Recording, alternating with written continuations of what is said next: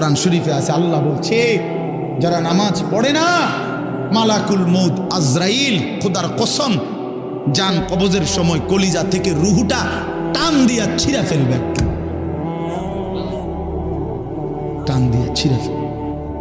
কাল্লা ইযা বালাগাতিত তারাকি, কণ্ঠনালীর কাছে চলে আসবে, তখন রুহুটা কণ্ঠনালীর থেকে আর বের হতে চাইবে না। গলায় যেমন আটকাইয়া যায়, আটকাইয়া যাবে রুহু বেঈমানের, নাফরমানের।